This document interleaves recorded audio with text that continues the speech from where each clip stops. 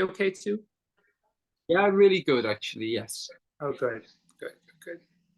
So, could you just give me a little bit of a background to your Yeah, journey, I guess? yeah, yeah.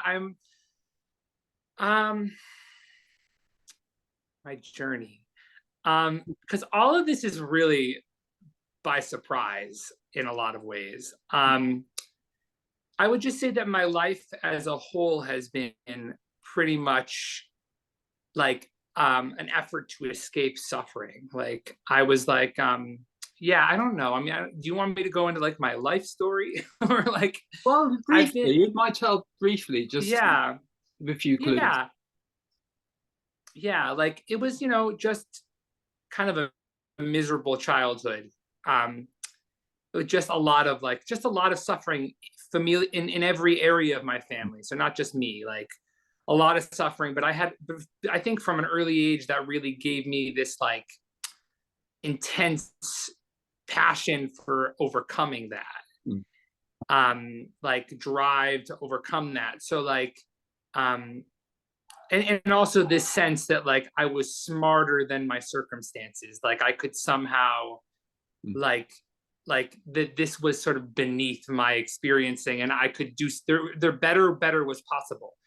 Yes. But there was also a lot of like addiction that was a big part of it too for me.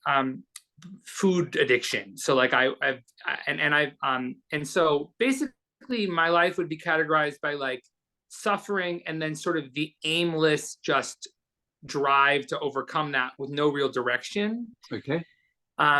And then in college, I found 12-step recovery. Mm. And so then after that, and before that, there was no idea of God or anything. No, even I didn't even really think about it. Like I think when I was really, really, really little, I prayed to God, Mm. but that was like some weird thing that just happened. It wasn't like I thought about it, but it was just something. But there wasn't any spirituality or like, I mean, we're like, I was raised Jew. I tell people I'm Jewish, like I'm culturally Jewish, but I'm not religious in any way. And then 12-step recovery, there was like a concept of God that was Mm. required from that. Yes. And I also was introduced into some like forms of meditation, um, but really just to overcome this intense anxiety that I felt. Like I was just doing it in order to relieve the anxiety. Yes. Um, you know, and then, also I think I'd be a really good cult member just generally. Like I think like when I get something and like I feel like I'm very intellectually sharp in the conceptual realm. Yes. So like when I understand a concept, Mm. I can really like I could give you a TED talk on non-duality. I really does. Not that it hasn't relieved all. Like I'm here. I'm here obviously for a reason, right? But like I'm an encyclopedia in a lot of ways. Yes. And of teachers and I mean, especially around non-duality, that's also become sort of my problem. but Has that become a but slight addiction, would you say? what? Yes, absolutely. But so anyway, but just to really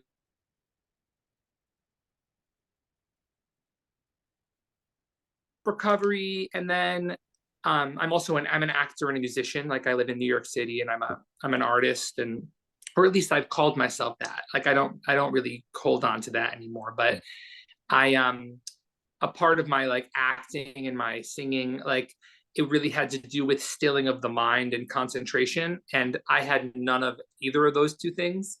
So I was really motivated with the acting to sort of because I kind of put down meditating, but I was reinvigorated to like explore more, and it started to get a little bit more like obscure, not just as much of the like mindfulness. It Yeah. started to become mantra, and then there's also a school in the city that one of my 12-step sponsors is a member of, that's called the School of Practical Philosophy. Mm-hmm.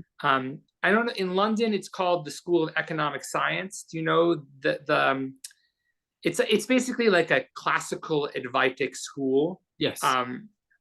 but it's not direct. It's sort of along the lines of like the TM movement. Yes. Um, but it is the understanding at the base of it is the same, but it's just not you are that. Congratulations. You know, it's like you might be that after a bunch of work, you know?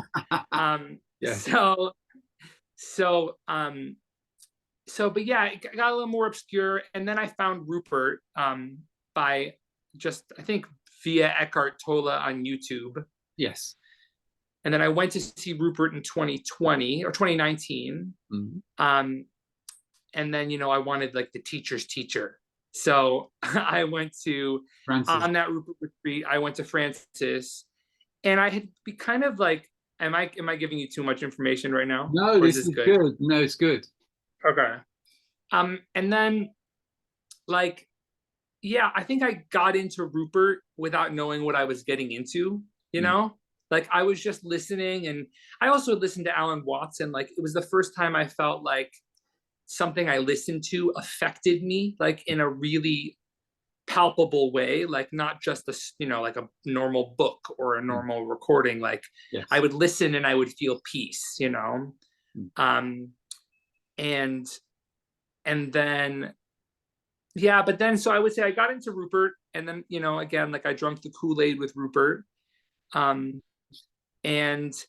like I went really hard into the Rupert thing. And at that moment, like I tend to have some sort of like OCD kind of tendencies. I go really, really hard, and it will like become it won't give me relief. It'll just provide a conceptual sort of hamster wheel.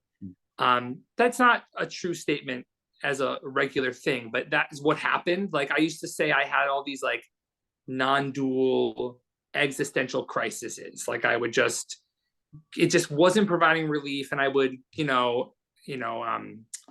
abide in the I am, and that I was hitting myself over the head with a hammer with that, like that I wasn't doing it right, and I couldn't do it, and it wasn't giving me relief, and I didn't really know what it was. And but that was just the time. That was then. It's not really it's not a thing, but it's like I think it would have happened with anybody. I just needed to like really unravel, Yes.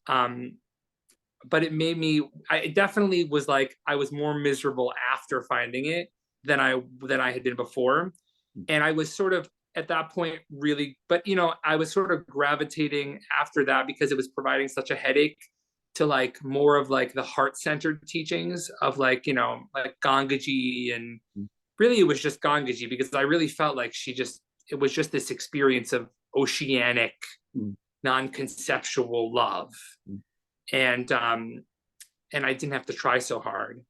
But then I had already signed up for a Francis retreat, so I was like, I'll just go. But with Francis, it was much different than with, I mean, Francis for me is that oceanic love, but with the understanding. Yeah, the clarity. Yeah. So there we go. That's kind of and now I'm here. Good. Yeah. Well, hopefully we'll be able to add something, because so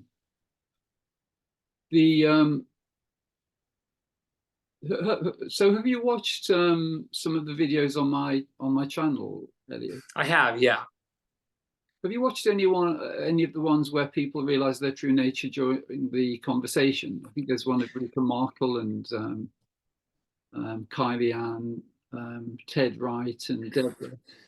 And I think I've watched Deborah, and then I'm like 3/4 of the way through Reset Rika, right? Yes. Yeah, that was the one I like literally stopped watching it 30 minutes ago. So I'm like, yeah. Okay, that's good. Well, what I'd like to do is just now some of this may be familiar, but if I could just ask a few questions, and it'll just give me an idea of where you are really. So Yeah. Could you just let me know if there are any thoughts arising in this moment?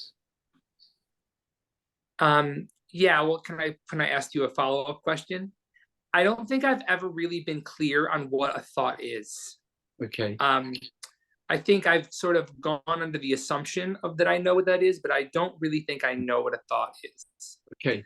Yes. That's a Yes. Well, the thoughts are quite variable because they come from two different sources, and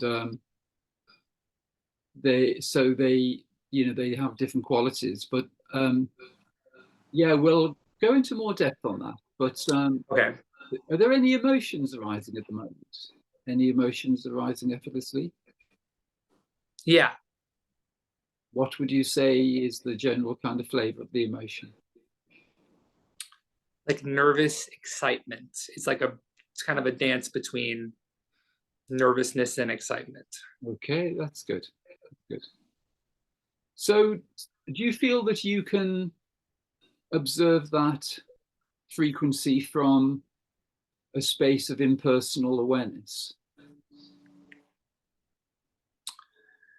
Do you mean like just that I in a space where I'm not involved with it, but just allowing it to be? Yes. So Or yeah, so it's because the the way we're conditioned right the way through life and education is into the personalized mode. So we tend to refer to things like thoughts and emotions in a personal sense, mm, so most people would consider that it's the person who is aware of the thought or aware of the emotion, but mm, the truth is that because we never actually became the person, we've actually remained as this infinite ocean of awareness and beingness, that all along it's actually been in personal awareness. So in a way, mm, um, that question isn't valid in a way, because the only way we can experience anything in reality is from the impersonal, effortless field of awareness, which mm, always remains.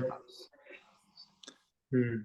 So I would say yes, but I definitely feel the like because it's sometimes yes and sometimes no. Like sometimes I almost feel addicted to grabbing onto the sensation or the emotion and running the story of, you Yes. know, yeah, the story that comes from that, Yeah. whatever that is. Well, really, what I'd like to do is just clarify the distinction between impersonal being and the personal mode of experience, because some people have an idea that realization means the end of individuality, but it isn't actually like that. It,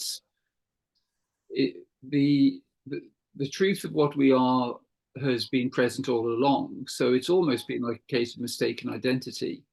But it's very useful to discover that we can operate either from impersonal awareness, or we can activate and utilize the personalized mode of experience, because it's actually enriching to be able to experience both, and it's really useful to be clear on that distinction, because not only um, is there the opportunity to experience peace, neutrality, um, Mm, infinite love.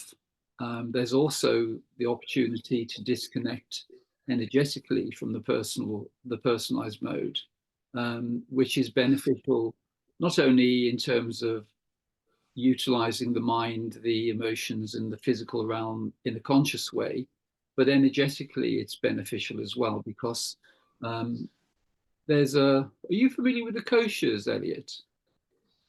only really from listening to you, Okay. but like I've heard a little bit about them I've also watched your consciousness or conscious TV interviews. Yes. Good. Yeah. So really, the coaches are quite a good model, because they enable us to clarify the distinction between various modes of experience, or various filters, really. So, Mm, so we all actually remain as attributeless awareness. That's all we can be. And in Indian terms, they use three words: Rishi, Devata, and Chandas. Those words mean the knower, the means of knowing, and the known. So, mm, in terms of attributeless being is really just awareness aware of itself. And using those three terms, Rishi, Devata, and Chandas, um, the Rishi, so the knower, is awareness. The Devata, the means of knowing, is awareness, and what is known is awareness.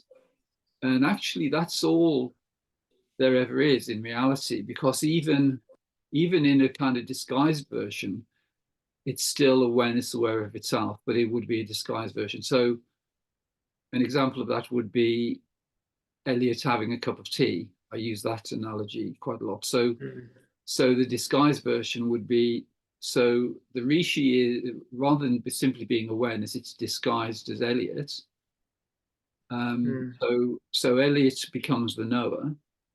The sense of taste becomes the means of knowing, and the tea becomes the known. So it's still actually awareness aware of itself, and so that it's a kind of, it's unity, but it's a kind of trinity as well, because there is always awareness aware of itself in any experience. But it can be the simplest form of awareness, where awareness is simply knowing itself, or it can be a disguised version. So the first kosher is the body of bliss, and it's only the chandas, the known, which is amended. So it's the knower is still awareness, the means of knowing is awareness, but what is known is infinite bliss. And the second kosher, which is the body of wisdom, is effortless being. So the first two koshers, the body of bliss, they're called bodies. They're actually infinite fields. So bliss is an infinite field, and the body of wisdom, or effortless being, is also an infinite field. And effortless being is where we start the human experience. So when Elliot was a little boy, there would have just been forms arising equally and effortlessly without the mind. Well, this was before the mind and the emotions and identification with the physical body mind were activated. So it would just be the forms appearing effortlessly. And that actually never went away, because it's in this moment, it is still just effortless being. In this moment, there is just effortless awareness. So there's effortless awareness of forms appearing, and the forms arising come and go. They're changing and they're different in every moment, but the awareness which is aware of them is constant. So that never changes. So if we just look, it's quite good just to become familiar with the forms appearing, and I tend to go from subtle to gross. So noticing thoughts arising effortlessly is quite good to begin with. And as you say, they can be quite vague. Like sometimes there can be a thought which comes in and it's quite a forceful delivery of the thought, and it just comes from nowhere. So if we suddenly remember we have an appointment and we only have 5 minutes there, that's an example of that kind of thought. But if we're just noticing thoughts appearing, then they're just appearing effortlessly. So there could be thoughts in this moment arising, and they're just, they're like they're just arising. They're like bubbles arising in a lake. They're just arising, and then they sort of get bigger as they get closer to the surface. And well, sorry. No, carry on. Well, yeah, so it's interesting because because the thing about thoughts are thoughts, like sometimes Francis will say like thoughts, it's exactly like the weather, like they arise effortlessly. It's a part of the universal flow. Every thought is like a universal event. But for me, every time I examine that, it's really tricky because like I'll go to examine a thought and like the thought will be, or the really it'll be a voice in my head that I hear, this is a thought, right? Yes. Which really reinforces the sense that it's not effortless, as if I was the one that chose this is a thought in order to examine Yeah. thoughts. But is that true? Well, I'm going to introduce something which is different to, Okay. the teaching of. I don't mean to keep bringing No, things. it's good because it's good that you mention the ideas that you're familiar with, because it gives me a starting point, really. Yeah. So um, so really, people like Rupert or Francis Gangaji, they tend to they tend to speak of the mind and the whole experience as being a unified field. So it's just the one thing. Whereas Mhm. actually, um, well, Eckhart Tolle points to something with his concept of the pain body, which is that there's a kind of intelligence which is operating, which is um, it's almost by invitation. So we can have a look at that in a moment. But what I'd like to do is just Yeah. clarify the distinction between impersonal effortless awareness and then the dualistic realm, because the first Yeah. two koshas, so infinite bliss and the body of wisdom or effortless being, they're both effortless, um, whereas the dualistic realm encompasses the mental, emotional, and physical. So they're actually two distinct operating systems. And Say self-realization. that say that one more time. I'm sorry. Okay. So effortless being, and then you said the mental, Yes. So emotional. there's a dividing line, really. So the dividing line is between effortless being or the body of wisdom and the mental body.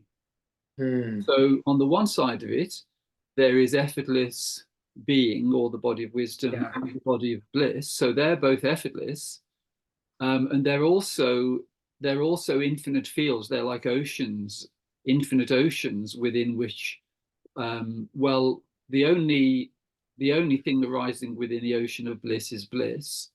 Um, the body of wisdom is different to our true nature in that our true nature is attributeless, so it's a field of infinite possibility. Whereas the body of wisdom is where all forms can arise equally and effortlessly.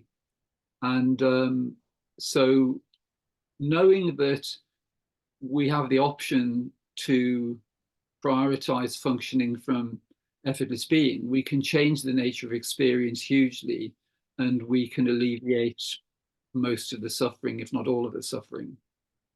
Uh, Hmm. so the mental body, the emotional body, and the physical body are within a self-contained dualistic construct, and so they relate. So the mental body relates to the astral realm, the emotional body relates to the etheric realm, and the physical to the physical realm. And so, if we can just have a quick look at the distinction between effort Hmm. and effortlessness, which is the distinction between impersonal being or impersonal awareness and the personal mode of experience. So, I mean, I gotta tell you, I can already like it's that was so clear. Like fantastic. even just to say that there is such that the distinction is between that and the mental mode of experiencing, like already like um yeah, I just feel like Fantastic. um yeah, like I feel like really when people say the background, Yes. like I really feel the background, like Wonderful. the yeah. Anyways, it was just I just wanted to say that. Yeah, go Well, that's ahead. really good. Well, um, it's good that you gave me some background information on, your life experience, because um, the truth is the things that you've gravitated towards, so like acting, singing, creativity, they're all opportunities to function from effortless being. So, Hmm. so all of those activities are ways to actually establish functioning from effortless being rather than from within the mind. You're really lucky because you have a powerful mind, which is an asset when it's Mm. utilized in a conscious way, and the the um, the ability to function from effortless being is something that you've been actually practicing for years in all the Mm. things. Did you start to sing or play a musical instrument when you were young, or did you gravitate towards Yeah, I art? mean, I singing was, yeah, ever since I was really, really little. And I would even have said, like, in the hardest times, like, singing was always what I would call my escape. I Yeah, would, like, go into the singing, and I would even have said, like, throughout my young life, that, like, when I sing, I would have said I merged with it, yes, like, that I disappear into the singing. fantastic. Um, Well, yeah, that's yeah. well that just confirms that creativity, singing is arising within effortless being, which is Mm. impersonal awareness. So it begins with an idea to sing something, which that arises in the mind. You think of something you're going to sing, but then Mhm. it's almost like surfing, where as the singing begins, it begins in the realm of personalization, but then as you kind of feel your way through it, there's a vibrational surfing which is taking place, which is actually surfing into impersonal awareness. And then Mhm. the ability for the singing to just become, really clear, effortless, and actually blissful as well, because while you're moving from the conceptual realm into effortless being, the direction you're going is actually into bliss.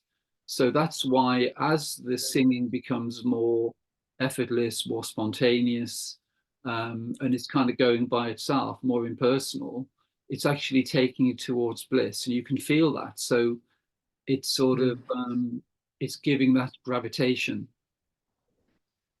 Mm. So that's really Yeah. good. So that also accounts for the clarity which arose very quickly when the distinction was made between impersonal awareness or impersonal being Mm. and the mind or conceptual realm, because you're so familiar with it that immediately you were there, because you've actually been spending a lot of time there already.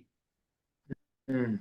But it, Awesome. it becomes really easy when the distinction is made between impersonal awareness and the personal mode of experience, because you realize that actually you're totally familiar with it. It's just that if the distinction isn't made, and so it isn't explained that it's possible to function from impersonal being, and give examples of when you've been doing that probably for the whole of your life, uh, Yeah.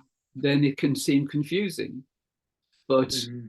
when the koshas are a really good model to be able to clarify the distinction between the different modes. So with effortless awareness, there is just the arising of um, the effortless arising of forms, and then so things like creativity, intuition, inspiration, telepathy, synchronicity, all of those kind of things um, are coming through from effortless being. And it's Mm. something which, um, for you, it isn't something you need to practice because you're already fully familiar with it. It's just Mm. that, as we look at the distinction between effortless being, impersonal awareness, and then the personal mode, it just becomes really clear. In fact, it's great that you're an actor, because the you could say the personal mode, so the mental, emotional, and physical, that's like the script that the actor is Mm. following. But the actor never becomes the character. Mm. The actor, the better the actor, the more fluently and the more plausible.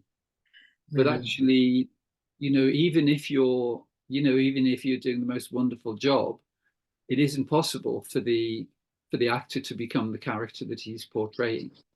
And in the same way, Yeah. the infinite being can never become the individual. Hmm. Yeah. So we'll have a Um, look at that distinction, and then we'll look at some other things as yeah. well. So if Great. we look at, so if we just notice forms arising in this moment, so um, at any time of the day or night, we can just stop to see what's arising effortlessly. So in this moment, there's effortless awareness of the conversation, effortless Mhm. awareness of the two voices, effortless awareness of the screens, effortless awareness of the objects in the room, and effortless awareness of the light. So all those things are known effortlessly, and if they're just being registered in non-conceptual awareness, which is effortless being, there's no story attached to them. So it's the simple, direct registering of the experience in the impersonal field of awareness. And that's how it always is. It's just that we've been told that everything is being registered in the mind, when really it's being registered in impersonal awareness. Hmm. Okay. That's pretty simple, huh? Yeah. Great. Yeah. Hmm. And like I would say I've had a lot of experiences of like what I would describe to someone as like I can see that everything is being.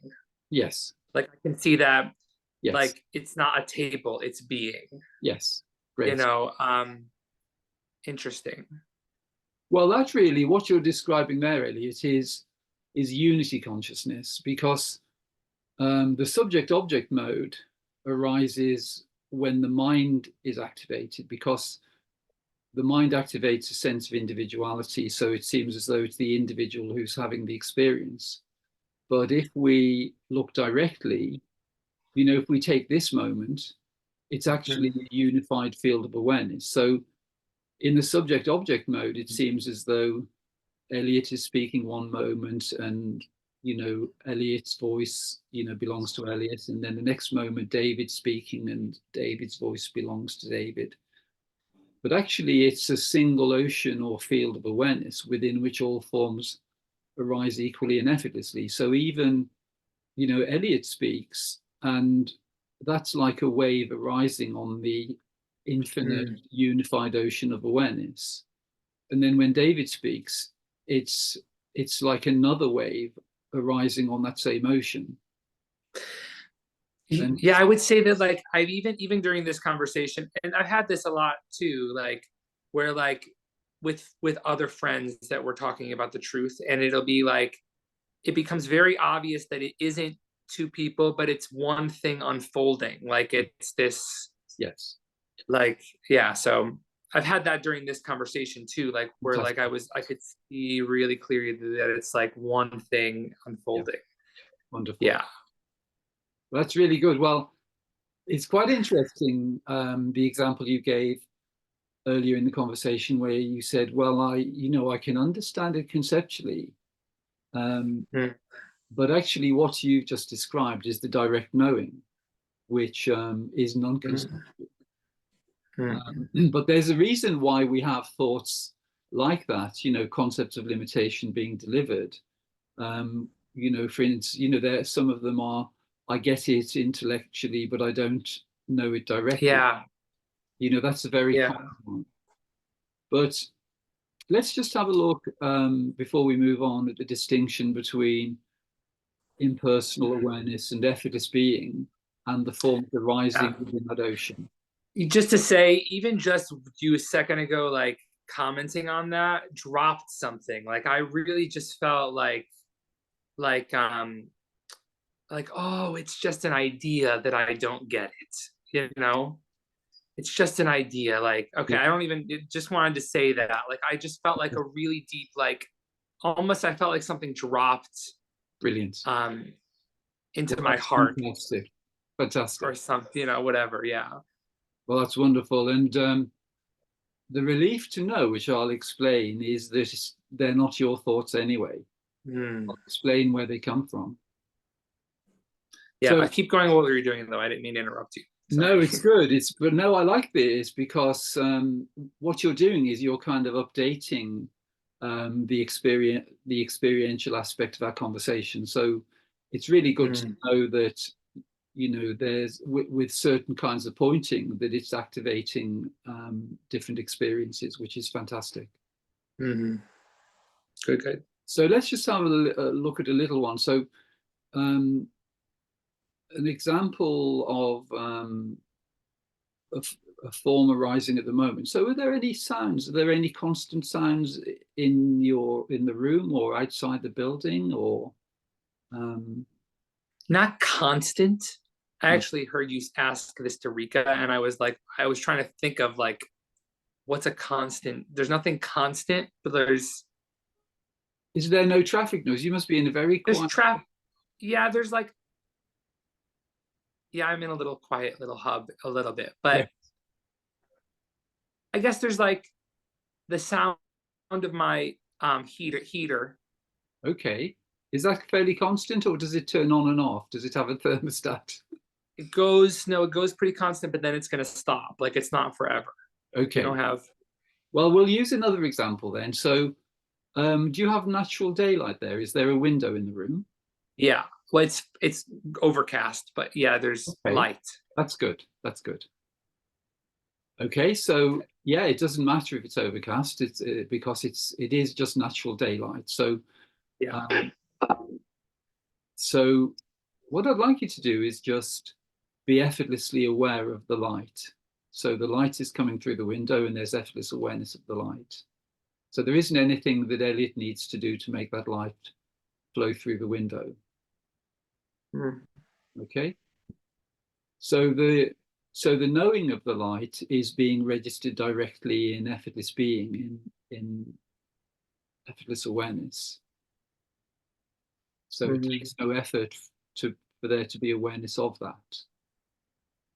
And can I do a tiny asterisk here? Can I ask you just to say something? Because this has been really a thing for me throughout this whole process too, this idea of like attention and eyesight being this like thing, and it's provided a lot of headache. So I'm just noticing like, oh, it doesn't take any effort, but it feels like it takes effort for me to be aware of the light.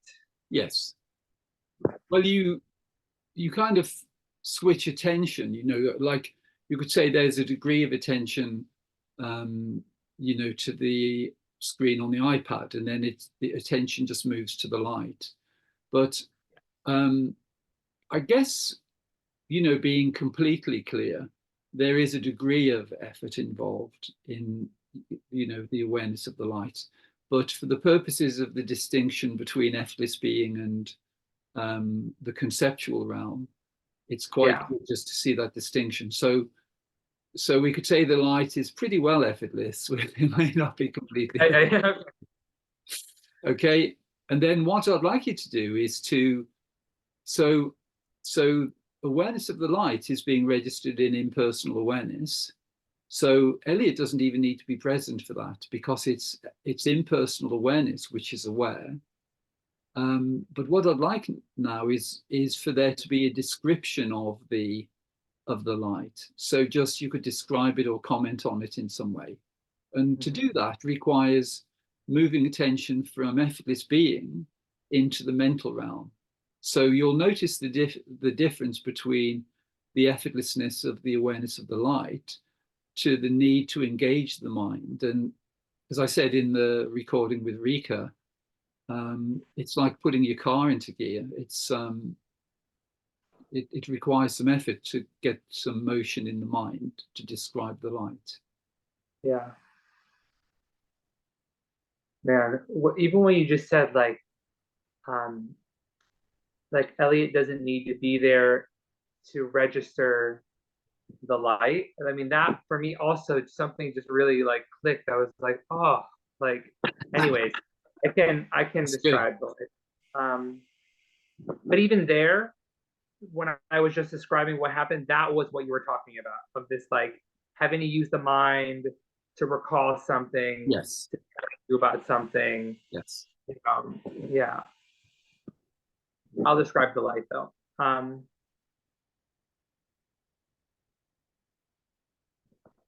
Yeah, it's dull. It's kind of grayish a little bit.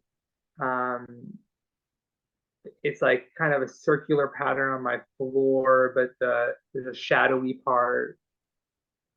Um, yeah, is that good? Great. That's good. So that's really the distinction between effortless awareness and engaging the mind, because the direct knowing of the light is something which is non-conceptual. So it's just known directly. And then the mind's something which we can engage, and the mind's a kind of commentator. So it's describing the light. But if the mind was engaged to describe the light for eternity, it would never actually give the direct knowing of the light, because it's only ever effortless awareness, effortless being, within which the knowing of the light is registered. And then, so the mental realm is a conceptualizing realm. It's like it's a conceptualizing machine. So it could, if I said, Elliot, could you spend an hour describing the light? You'd probably be able to, wouldn't you, in lots of different ways. Yeah. But that would still all be conceptual, and it's a secondary mode of experience, because the direct knowing of the light is something which is being registered directly in effortless awareness. So Cool. fantastic. Yeah. So in that distinction between effort and effortlessness, and the distinction between the personal mode and impersonal being, is where there is the opportunity to see that you are already and always have been the infinite, effortless, timeless, omnipotent being, because it's only the infinite, effortless being which has ever known anything. So the discrimination that between maybe I'm thinking too much about it. Okay, carry on. Well, this thing about like know it, because what you just said is to be able to discriminate between the personal mode of describing and infinite effortless being, which is just the pure direct experiencing Yes. of God, it's just crazy, huh? It's just unbelievably beautiful. I just can't, yeah, like of like itself. Yeah, it's just like of itself. Not even of itself. It's just this, yeah. Yeah, I just like and it's actually like really it's like just it really doesn't it describing it is really I would say gratuitous is what I was going to say, but it's almost like sacrilegious, That's you a know. good word. Yeah. Yeah. Yes. Because the simplicity and the purity of the direct knowing from our infinite nature is just totally effortless and fully present, fully known. And then we're engaging the secondary device, which is like a commentator, which is, it's never going to give you the direct knowing. But because we're playing a game of hide and seek, really, because in the dualistic realm, everything in this realm is designed to make it seem as though everything's registered in the mind. And the distinction between the conceptualizing process and experience, that distinction isn't really clarified. So not only does it make things feel complicated and confusing, but also energetically, there's a real benefit in making the distinction between effortless being and the dualistic realm, because we can consciously rest as the infinite being, or we can enjoy engaging the personalized realm of experience. And it's really effortless being is like Elliot when he's at home and the personalized realm is when he's got a job, where he's, playing a role, because Elliot is the role, Elliot is the character, and there's a script related to that, the storyline, the life experience. But the pure potentiality of infinite, effortless, impersonal, timeless being is where you always remain. So, Mm. so realization, it's just seen that it's been a case of mistaken identity, because everything in this world has been designed to create a sense of personalization, to make it seem as though you're existing as a human being in time and space, when you never became that. All along, you've remained in your true infinite nature. Mm. And like the thoughts that came after were all about like, how do I keep this, or how do I get there, or like, and that's, and I think I know that I've known. I mean, so it's that habit of like seeking myself, which is so silly, that I don't know, maybe I feel like I'm kind of, a lot has been stirred up from like, Well, there's something we're going to look at which will make it easier, okay. which is the distinction between unity consciousness, or impersonal being, and the personalized mode of experience, or the dualistic realm. So when we take delivery of the human body mind at birth, we're not told that it's actually wired to two different systems, two delivery systems. So the first delivery system, you could say, is coming directly from God, or the infinite being.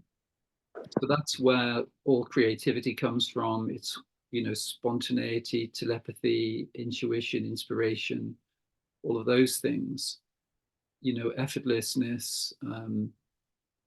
And the dualistic realm is a different operating system. So the dualistic realm, the quality of the intelligence operating in the dualistic realm, is a combination generally of intelligence and fear. So it has a different quality. So you can detect the distinction between the two delivery systems by the accompanying emotions or feelings or frequency, depending on the delivery. So if there's something coming from your infinite nature, it has a feeling of expansiveness, lightness, infinite possibility, effortlessness, and all of that is just coming directly. And we can consciously utilize that, and we can consciously allow that to flow more effectively. The secondary mode is the dualistic delivery system, which is delivering generally concepts of limitation and emotional frequencies and combinations of thought and emotion, which actually take us into limitation and contraction. Mm. And the reason for that is that the source of intelligence for each of those modes, they're different. So in Gnosticism, that distinction is made. So in Gnosticism, they say that the intelligence which is administering the dualistic system is in Gnosticism, they call it the demiurge. So the word demi means half, and the word urge means creator. You kind of are breaking up a little bit. Okay. Shall I just repeat that, Elliot? Yeah, because we're breaking up. Yeah. Okay. So yeah, the distinction is that the delivery coming from our infinite nature is expansive and a combination of infinite intelligence with infinite love. But the delivery system coming from the dualistic realm is generally a combination of of intelligence and fear, or intelligence and some kind of limitation. So we can sense the source of the delivery based on the content being delivered and the emotional accompaniment. So where there was a seeing earlier um, of the clarity in terms of effortless being, and the familiarity you have with that, because it's something you're really familiar with, both in acting, singing, and the way you function, which is that you know clearly um, when things are just arising effortlessly and where it's spontaneous. And then you're also familiar with the secondary delivery system, because that secondary delivery system is delivering thoughts like, I know this intellectually, but I don't know it directly. And and it's also reinforcing the personalized realm of experience, because all suffering only exists in the personal realm. But we can consciously function from impersonal being, and then we can actually have conscious awareness and input in terms of the experiences we have in the dualistic realm. So the the dualistic source in Gnosticism is called the demiurge, and so the mental, which is the astral, the emotional, which is the etheric, and the physical realms, they're a self-contained. It's like a self-contained construct. And as I mentioned, those three koshas, they all involve effort to some degree, and personalization is an aspect of it. Time, space, limitation, all of those things as well. And the thing to understand about the human body mind is that the mind is something we can utilize in three main ways. So the first way is the delivery coming from our infinite nature, which is all the creativity, the spontaneity, everything you're familiar with. The secondary one is the ability to use the mind in a practical way. So everything in terms of kind of organizing things or planning things and utilizing the mind in that way.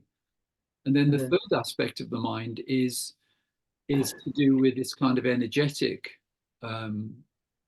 construct, which is inviting us into various forms of mental and emotional preoccupation. And the way it's explained in Gnosticism is that it makes the distinction between God, which is the infinite being, which is a combination of infinite intelligence and infinite love, and the dualistic realm, which is a combination of intelligence and fear.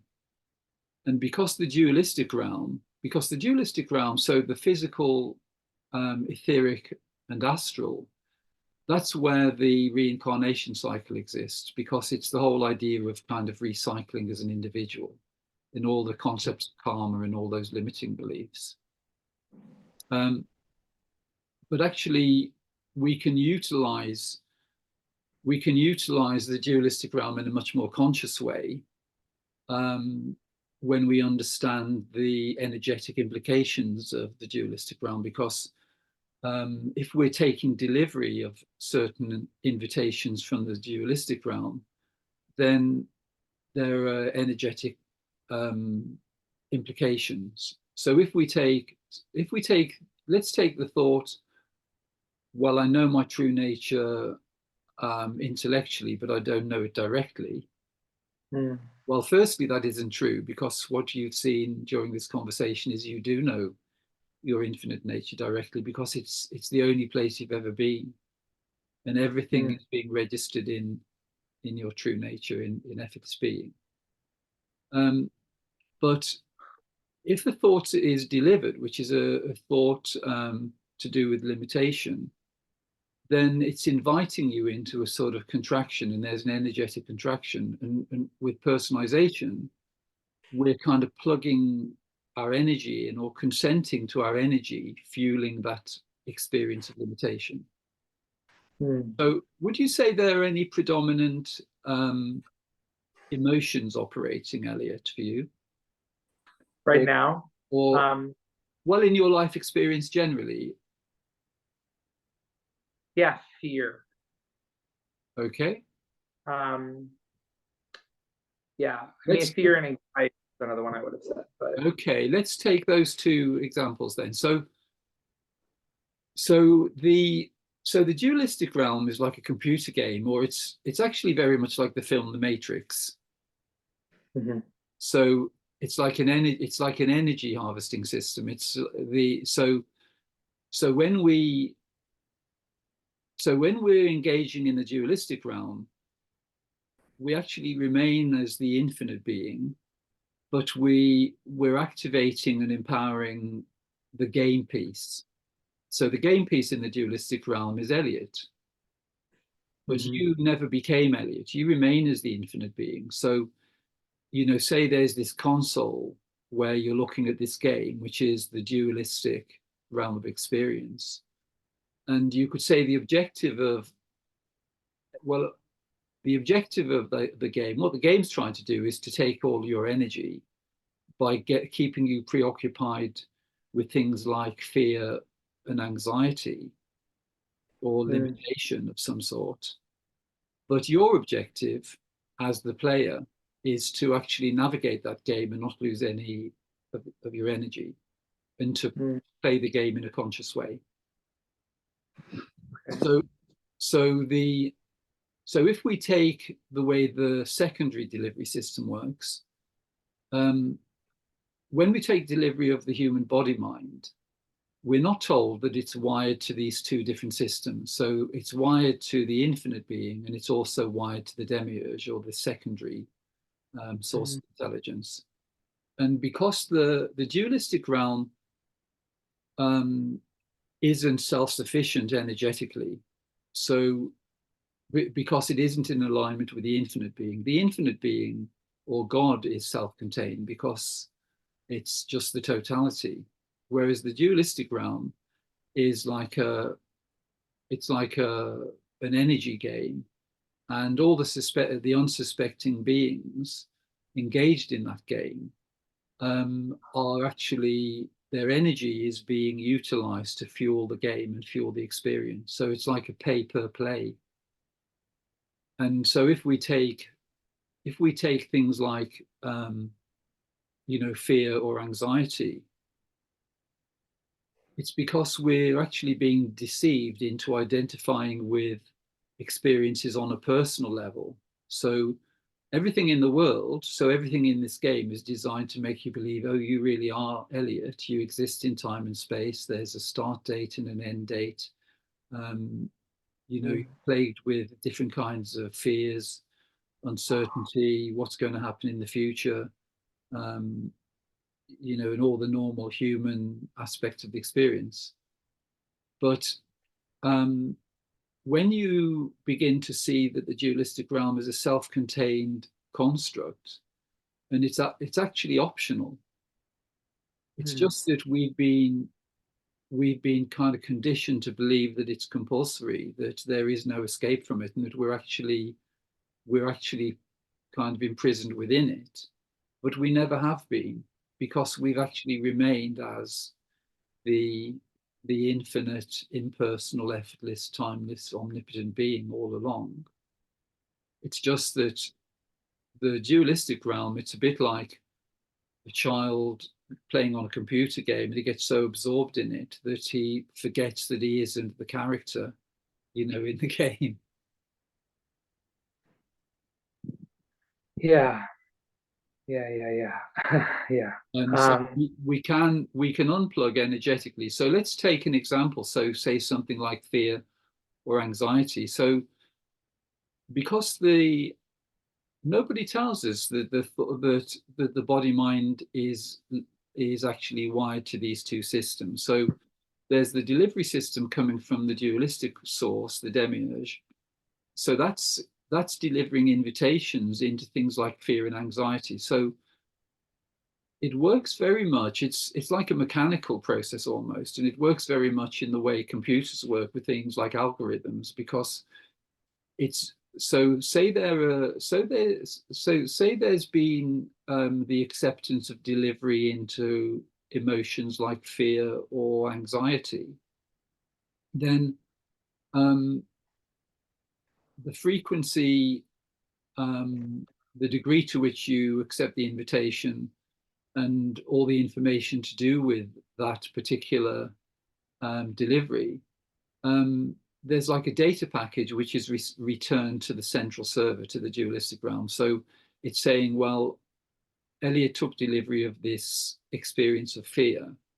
Um, so all of the aspects of that experience are sort of returned to the central server, and they form the basis of the next delivery. Because if you take, human beings tend to take delivery on specific frequencies. So for some people, it could be anger. For others, it could be fear or anxiety.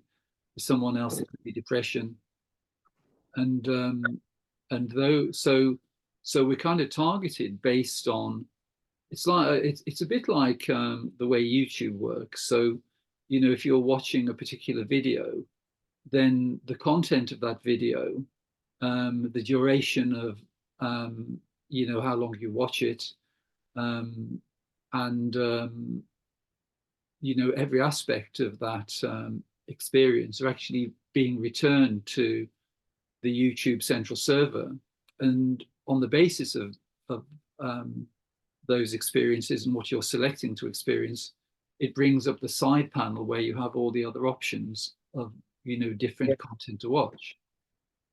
And the dualistic system works very much like that. So if you take particular experiences, so there are certain tendencies which are downloaded actually before we're born. But the thing to know is they're only tendencies. They're not, part of the dualistic system is trying to make it seem as though we have all of this subconscious distortion and all of these limitations and all this stuff we need to process on a personal level through therapy and counseling and meditation and all of these things. But actually, there is no content in that respect in relation to our true nature, because we remain as the pristine, infinite, timeless being. It's just that the content of the game is, or the way the game works, is that it's delivering these particular invitations. So if we take the delivery of something like fear, it isn't that you have lots of stuff to work through.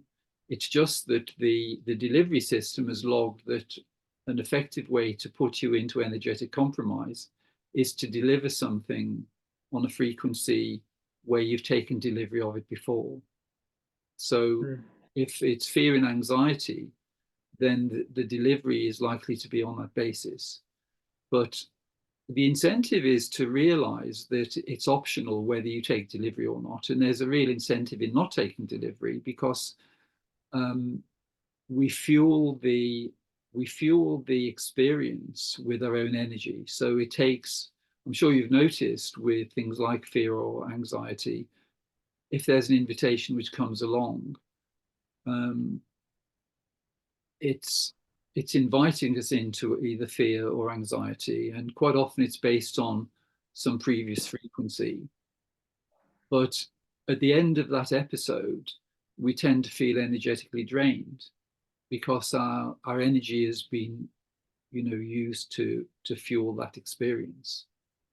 So there's a real incentive in declining the invitations, because as we decline them, we actually reclaim all the energy which previously was fueling things like fear and anxiety and limitation, and that becomes available for our higher purpose and the opportunities available in terms of your infinite nature.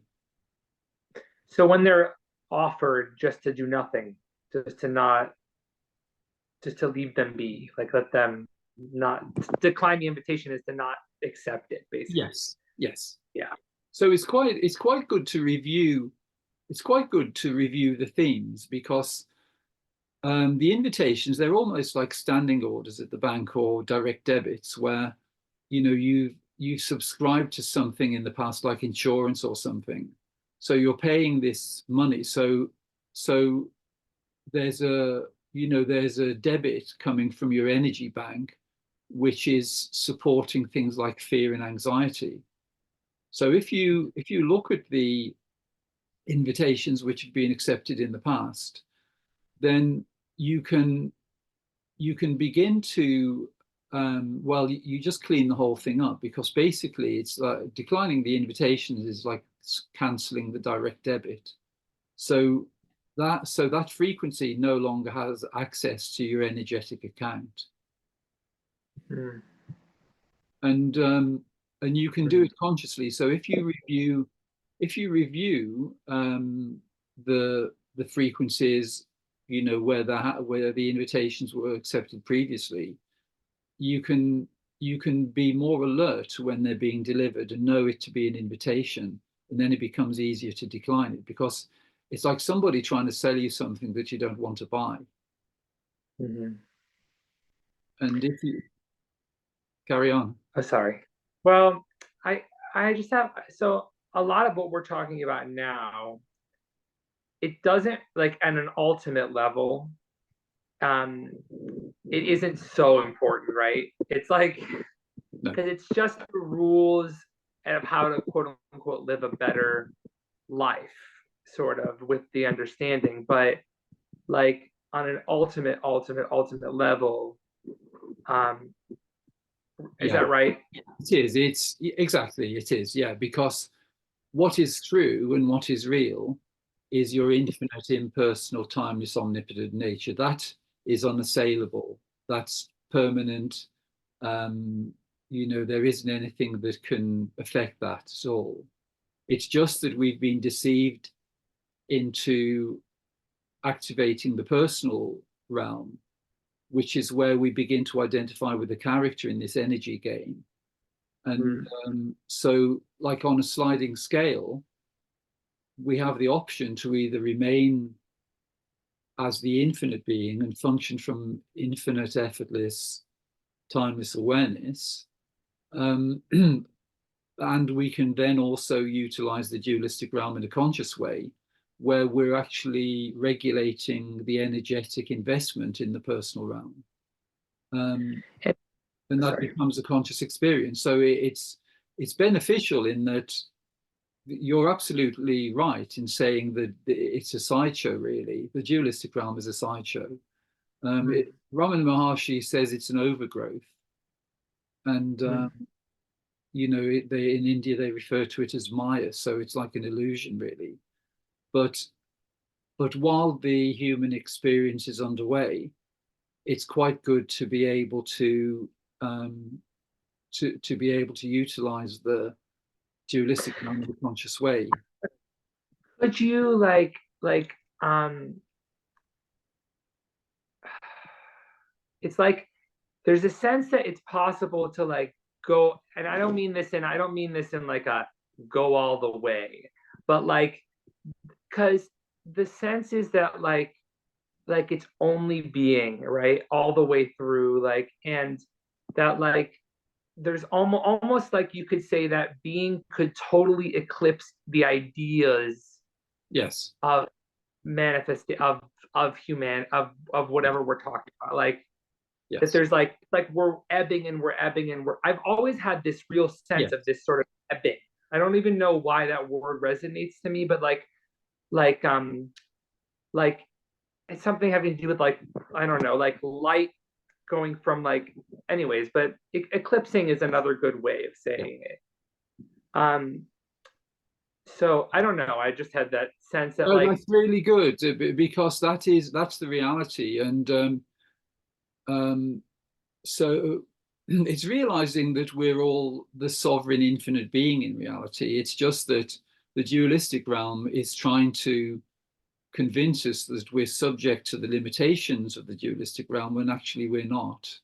mm, But the way the dualistic realm can be utilized when we understand the way it works, is we can have a much more conscious experience. So, for instance, my general experience is that I don't consent or permit any experiences below neutrality. So anything that is going into the depths of things like, depression or anger or fear or, anxiety or anything like that, they don't feature, because the invitations into things like fear and anxiety, they're like invitations to a party, which is, if somebody invites you to a party and then you decline the invitation, they may invite you again, but it won't be like a big lavish birthday card. It might be like a text message the next time.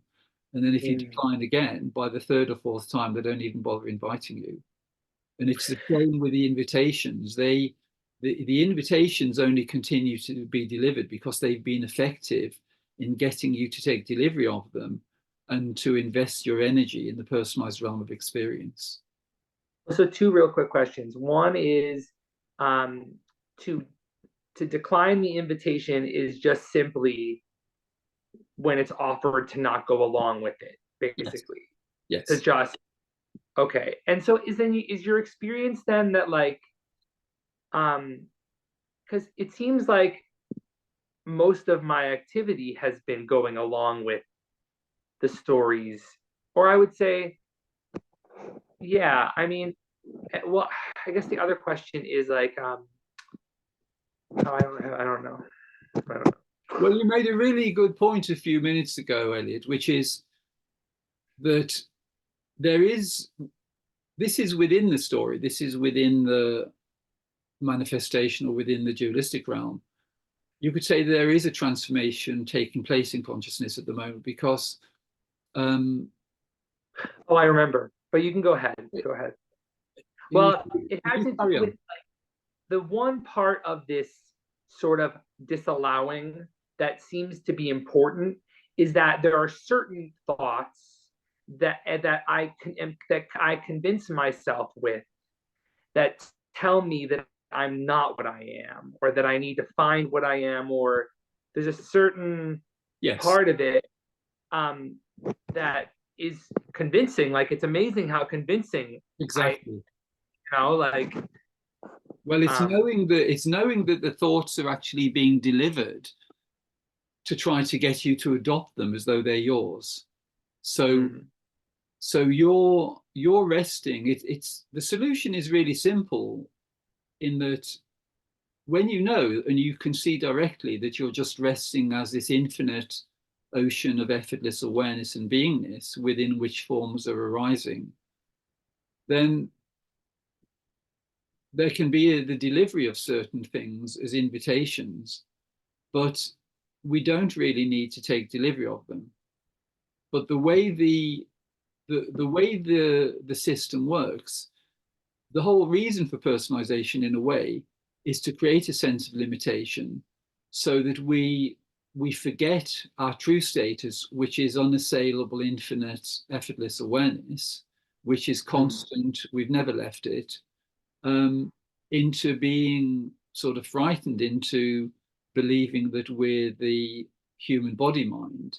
And then these fearful invitations are being delivered. So they're being delivered on a personal level, and they're also being delivered collectively. So if you look at the news or something, or you listen, to, like, all the structures in the human realm are actually parasitic. So whether it's the taxation system, the financial system, the legal system, all of those systems are parasitic. And so that's all part of the dualistic realm. But even the delivery of the invitations, it's an ingenious system, but it's designed to get you to identify with them, because it's delivering the ones which are most disturbing in a way, and the ones which have been effective in getting you to identify with them in the past. But once you see the way it works, and you can make the distinction between the two systems, because anything which is giving rise to a sense of ease, lightness, expansion, infinite possibility is coming from your infinite nature. So the way you say that your refuge when you were young was singing, So that's an example of the way you freed yourself from the dualistic realm, because you stepped into the effortless, innocent flow of singing. So that effectively turns off the delivery system and turns the mind off. God, I mean, yeah, definitely. I mean, but it's I was just referring to the mind off thing, but the like, just the like, it's just amazing. It's just, I don't know, it's just really something, like, and I would say that I really like this session has been so clarifying for me. I just really have felt like, um, I don't know, like really, really, really, really clarifying. And like, yeah, I don't know. I don't know. Just, Well, something in terms of the story of Elliot that I'd like to mention is, um, as I started to say, there is this within the dualistic realm, there is a transformation taking place at the moment. So mm, the opportunity for realization, which is, well, Eckhart Tolle says it's where it's the end of the dream of identification with form. That's the way he describes it. So, mm, mm, so that's really describing the end of identification with the forms, with the thought forms, the emotional forms, the physical forms, and um, and so really what you've seen during this session is the end of the dream of identification with form, because what you've seen is that actually all along you've remained in your infinite, impersonal, timeless, omnipotent nature. But there has also been this mode available, which is the life of Elliot. And that's something which can be enjoyed. There are aspects of it which maybe hadn't been clarified. So there was a kind of energetic aspect to that experience, because, the delivery of invitations into anxiety or fear, which actually are very easy to resolve. Um, while the distinction between unity consciousness and the dualistic realm isn't clarified, then the dualistic system can still prevail.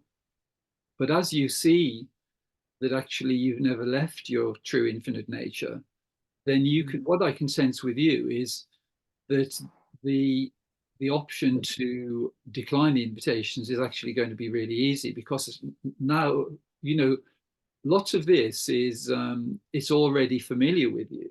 It's, there isn't much that's new really here. It's just like a it's like a fine tuning of the things you've already known, and just mm, clarifying the distinction between the dualistic realm and your infinite nature, and then you can operate them both in a conscious way.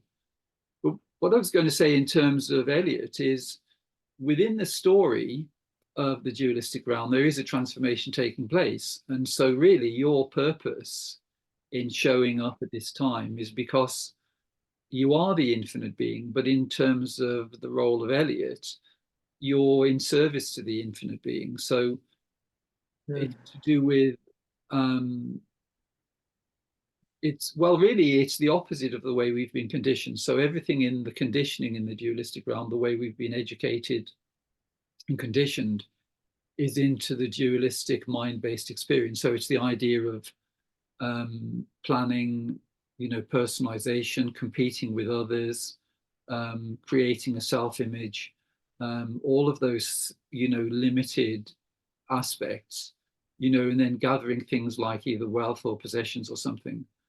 So that's all being in service to individuality.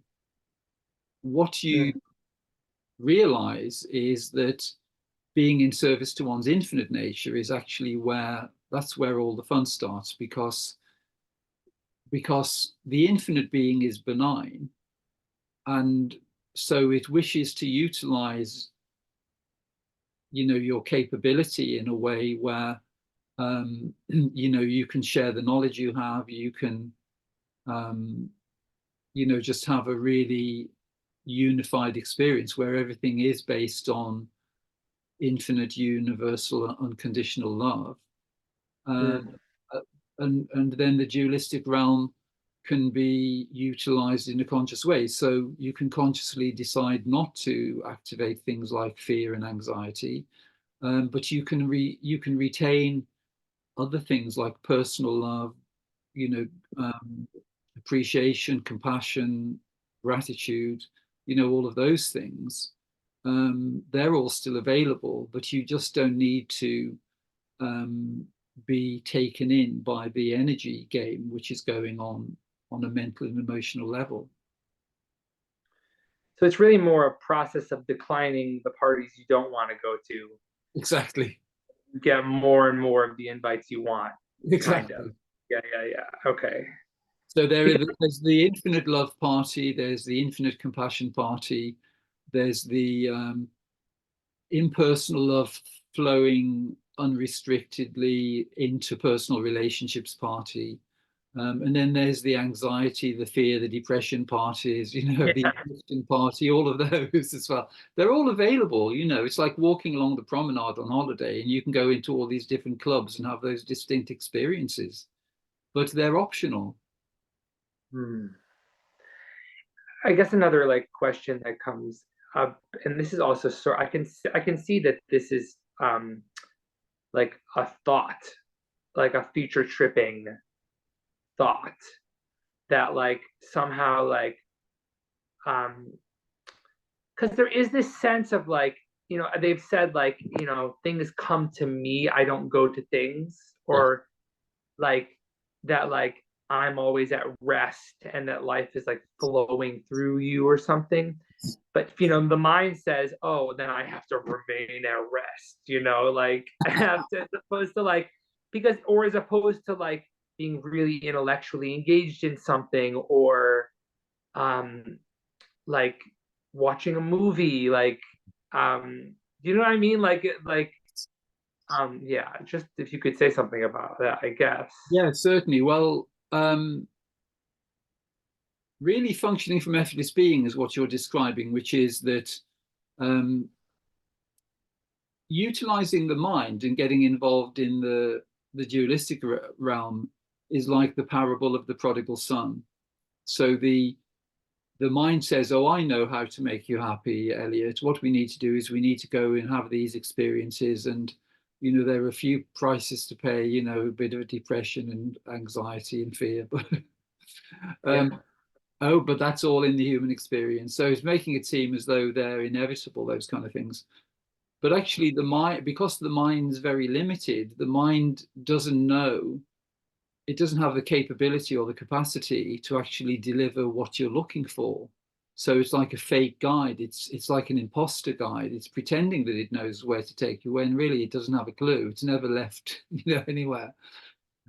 The the opposite is true of one's infinite nature, which is that when the energy which has previously been utilized in fueling and supportive the lower frequency emotions is reclaimed, then that enhances your ability to function from your infinite nature. So effortless being becomes even more enhanced, and you find that things just come to you. So um, it's the way things have been revealed to David Bingham in a way, where since realization there hasn't been any idea of promoting anything, or trying to convince anybody of anything. It's just simply being available.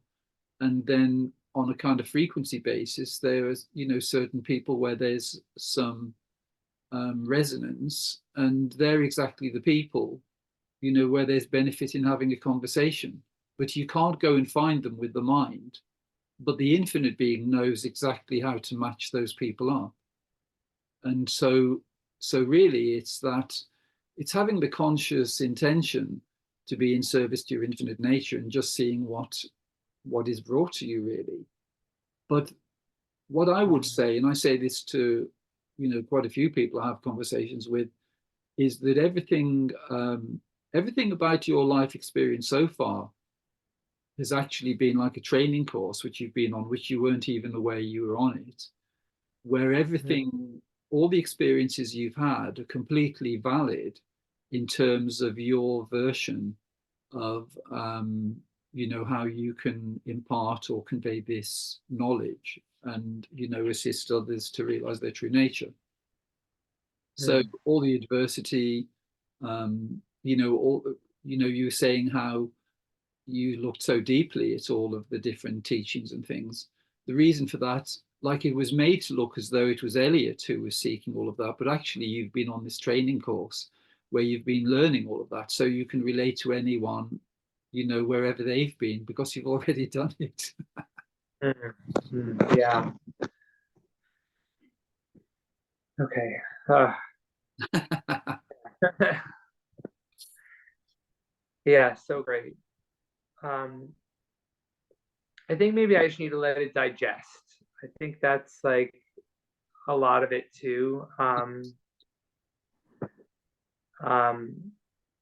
Yeah, certainly. yeah, Well, just something to be aware of. Sometimes where the clarity comes in, you sometimes get one or two invitations which are trying to invite you back into limitation. And totally. Yeah. they can be personal invitations, just to try to get you to identify with some of the old frequencies. But just really take it easy. That's the main thing. Yeah. And just begin to notice the things which come to you effortlessly. But also on a conscious level, what's really clear is that even though you've had what appear to be quite intense experiences, like maybe a bit of compulsive behavior or something, there's total awareness of that. So already, because you're so proficient at functioning from effortless impersonal being, and you've been practicing that all your life, really, that you're aware of the intensity of the experiences of Elliot, but also there's the clarity in terms of knowing that you never actually became that. So when you're talking about things like tendencies to be following particular teachings, or you're on some level already that you're talking about the character. You're not talking about what you truly are, which is in personal awareness. Yeah. I'm being offered a lot right this moment, actually. Are you? Feeling like, yeah, like um to be pulled back into this, you know, just to be pulled back into also exhaustion is one that comes up a lot for me. Yes. Like, oh, I get so tired when I like my, Yes. sleepy. Well, Um, that's a really good sign, because um, the dualistic realm is trying to close the nervous system down so that you don't hear this, because it mm, wants to make you dull so it doesn't register fully. And I explained that when there was realization listening to a John Wheeler recording. I started to listen to it, and this dullness came over, and I just had to lie down. I just felt totally exhausted. But then mm, half an hour or an hour later, I just listened to it again, and there was clarity. But that's the benefit of recording the conversations, because you have it just to refer to. And yeah, so, probably just having a really nice rest now is probably the best thing. yeah, yeah. But my God, like really, really, really, really, really clarify. I mean, like I really just yeah, I mean there are I mean whatever. Like I just felt really like it was touched. Like that like the this like the pinpoint of it was really clear, and or is still really clear. And I just I think um yeah, yeah, it was really I would love to do this again. So let's let's Well, we certainly can. But actually, that thought was probably coming from the demiurge, because that's how it works. So the truth is, you've seen during the conversation, you've seen that you are the sovereign, infinite, timeless being. So the mm, dualistic realm says, well, he's seen that. What can we possibly do now to try to yeah, hook him back in? Well, we'll make it seem as though he needs to have another conversation with David. yeah, yeah, yeah, yeah, yeah. So that's an example of an invitation, really, because, and I'm very happy. I'd really enjoy another conversation with you, but it's knowing that that's how the system works. It works in a very well, a slightly Mm. sneaky but quite predictable way as well, as you begin to become familiar with its shenanigans. Because I really don't notice, like I didn't notice that as an invitation really. Like, Hmm. um, so that's kind of part of it. Like a lot of this, I feel like I don't even notice it's happening.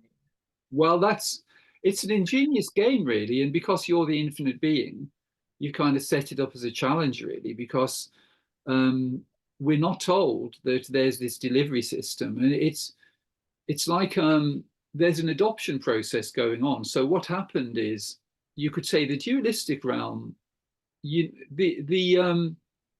the all-seeing eye on the pyramid, that's the eye of the demiurge. So it's like Mhm. watching everything, and it's watching our conversation, and so it's it's registered that the clarity in terms of the knowing of your true infinite impersonal nature is totally known, fully present, and is completely established.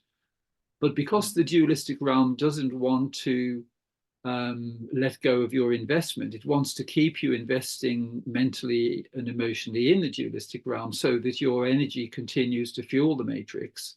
It tries to deliver thoughts which you will still take delivery of. So the example of the one which just came in, which said, well, I'd love to have another conversation, is an Yeah. example of that, because it's saying, well, we can continue to keep him in the seeking mode, because really the seeking mode is always devised by the demiurge. So the demiurge is actually running all the religions, all the human structures. They're all being administered by the demiurge. So that's why if you look at the religions, they never actually take you anywhere. They just keep you preoccupied. The starting point is always the subject object mode. It's the idea that you're either a sinful little human being, or you have to go through this cycle of reincarnation, or there's all of these austerities or rituals and things you have to undergo. But that's all part of the energy system. It's just keeping you, it's all keeping you in limitation, really, when Yeah. actually you're just the infinite being, and all of that content is just part of this computer game. We've just been playing it a bit too long, really. That's all it is. But you never became the character in the game. You've always just remained in your true, infinite, impersonal, pristine nature, and you know that directly, and that's really clear and obvious. Hmm. But I still like even right now, I'm starting to get like closed down, or I feel like I'm giving into sensation that is pulling me back to like confusion is how it feels like. It feels like I'm Well, closing just down. just it's understandable that because there has been quite a lot of clarity which has come in, that the the system probably needs a bit of a rest. So just being really restful, being really kind to Elliot is the key.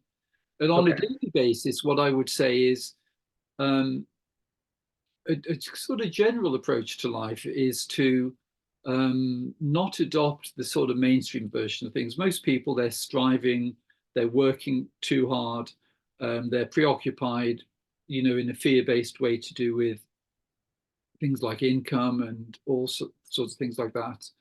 But really keeping life quite simple, so that um, you really need to have um, a pretty simple approach to things like finances, so that there's comfort, so there isn't really fear, but achieving that in quite a simple way. But then to make every day as delightful as possible. So when you know that actually all along you've remained as the infinite being rather than Elliot. The infinite being is deserving of respect. So it's like doing things where the day is as enriching as possible. So doing things in a way where there's no sense of being rushed. There are no decisions based on fear. There's just total self-respect, neutrality in terms of any invitations being delivered, just doing all of the things which are most uplifting and give the highest frequency of experience, because that's the way we can align most closely with our infinite nature. It's a bit like when you were singing when you were a little boy. Um, it was the removing of the investment from the dualistic realm, putting it back into effortless being, and then just allowing that to flow. And it's having the same approach really with your whole life experience, which is just making it as joyful, light, and effortless as possible, and being attentive to the things which are being delivered effortlessly to you, the opportunities, the people you meet, the cognitions. But for you, there isn't anything to be concerned about because the clarity is already completely there. Everything is already there. It's just that temporarily there's a little bit of fatigue which has come over, which is it's just a sign that the systems which were previously holding your attention to some degree have been neutralized, and Yeah. so that's a really good sign. Okay. Well, if a conversation happens again, we'll see. Like, So, more to be revealed, but this has been so wonderful. Truly, this is so wonderful. fantastic. Um, and so Well, really, thank you. well, the perfection in the way the infinite being lines everyone up, because that's the sense, of just the way, exactly the right people at exactly the right moment um, show up. And, Yeah. it's because the infinite being knows how to match things up. And it's like an activation process. There's, for whatever reason, I seem to have been given that job somehow. It's just that I tend to speak with people like yourself, where there is already, I sense from the beginning that there is already clarity, but it's just a little bit of fine tuning. It's a bit Mm. like having a Ferrari, but it's just not quite tuned. And it just Mhm, yeah. it just needs a little bit of tuning, and then it's fully functioning. And so that's really all it is. But everything was already there for you. Yeah. Yeah, definitely. I can sense it for sure.